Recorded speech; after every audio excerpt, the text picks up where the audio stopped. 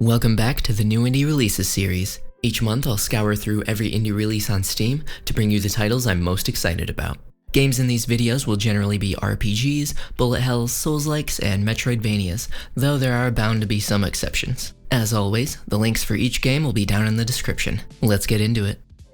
The first entry on this list might be my favorite release this month, and it is the turn-based deck builder SpellRogue, and it's actually the second game from this genre I've featured here. Maybe I don't dislike turn-based games as much as I thought. Let me tell you, this was a great experience. Taking control of, for now, one of 3 wizards, each with their own set of spells to learn, you'll cast your way through 3 zones and face over 50 enemy types. There are a few aspects of SpellRogue that really shine. Almost every decision you make has the potential to make or break your playthrough. Which path are you going to take? Should you face the elite battle that you may not be equipped for so that you can get an artifact, access a sanctuary, and the shop right after? Or take the safe route with 3 normal battles where you might not take any damage, but you'll sacrifice character growth? You have a shard, and you could really use a new spell slot to expand your build, but should you enhance a spell to maximize its utility instead? You may be facing an enemy whose damage grows every turn. You need to end this now, and oh sh*, your only damage dealing spell is poisoned. But he just called your mom a bitch, and you can't just let him get away with slander of that magnitude. You get it, lots of choices to make.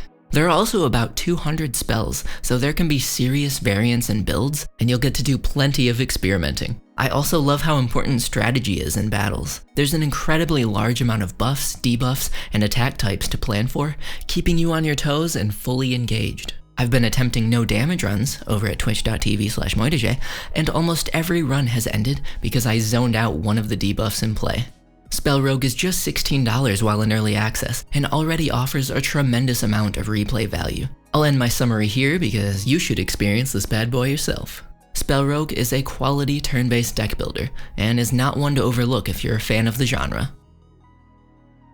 Second on the list, we've got a game from another genre I've developed some appreciation for recently. Primitive Society Simulator is a primitive society simulator. While it doesn't yet reinvent the genre, it offers some seriously fun and intriguing mechanics to explore, and does the things you'd expect to find here well enough that I'm gonna tell you about it. You'll start out by choosing your tribespeople with stats and outfits that you can randomize, and you'll be dropped into a world ripe with wisdom to harvest and pass down to future generations. You'll build structures, invent harvest resources, manage your tribespeople's tasks and their moods, as a happy worker is a hard worker, and you'll get bonuses to stats. Tell stories around the fire in Oblivion-level conversations. Consume questionable substances because science. You can send out expeditions to discover herbs and crops, trade and form alliances with other settlements, and defend your own village when baddies come to pillage.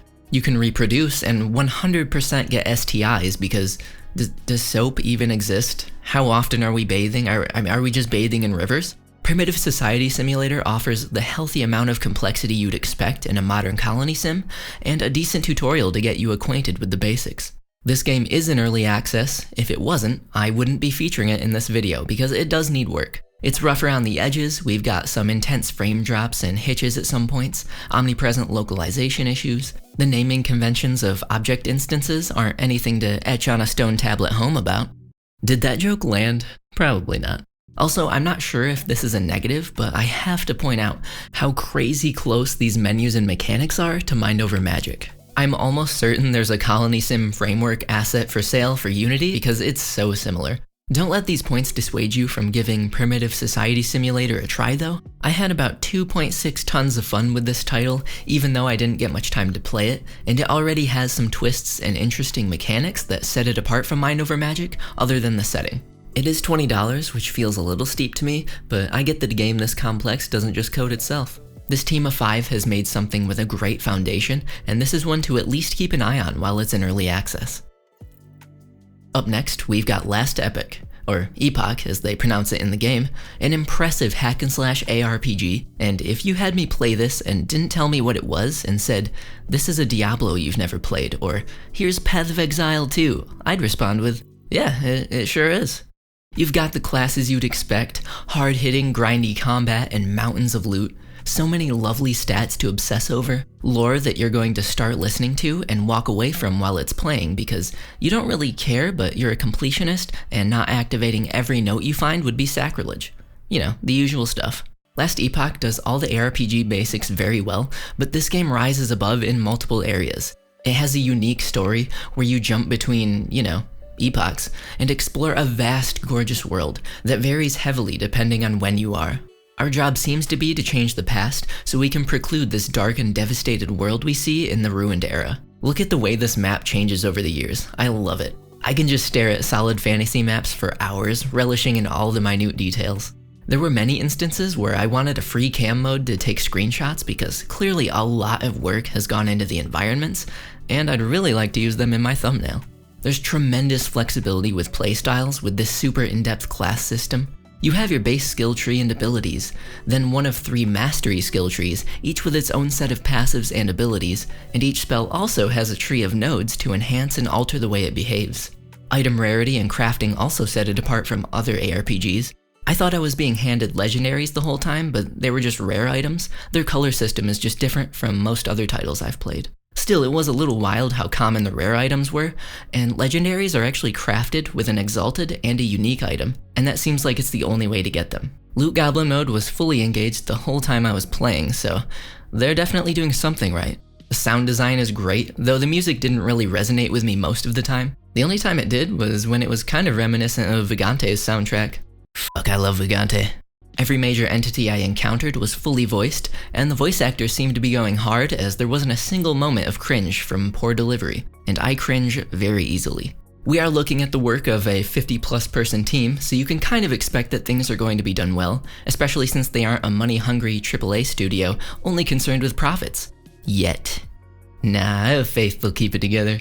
Last Epoch is easy to pick up and get to a hackin' and a slashin', but the skill and spell system is a bit complicated. Just remember there is a terrific guide, and cracking that bad boy open at some point is recommended because there's a lot here and minimal handholding. Last Epoch is $35, and if you're tired of Blizzard's shit and you want a high quality ARPG in your life, this is it. It was a mostly smooth experience for me, aside from the occasional UI glitch and framey moment. Also, you can see from the reviews that they're having server troubles, but just don't have friends and it's not a problem. I just found out this was made in Unity. Well, I am far more impressed than I already was. Fantastic work, 11th Hour Games. You've almost convinced me to download Unity again, and I am pissed about it. If you found any of these games interesting, please go give them a look-see and show these devs some love. And I'm aware that there were only 3 games this month. There were only 3 games I actually enjoyed out of every release I played. There were 5 other titles that had great ideas but poor execution, so I'll keep checking in on them, and if any get updates that fix what prevented them from being featured here, I'll make a video or some shorts about them. Don't forget to like and or subscribe if you want to see more indie game content. Let me know if you have any thoughts or if there are any games coming out in March that you're excited about. My music and socials are in the description, and thanks for watching.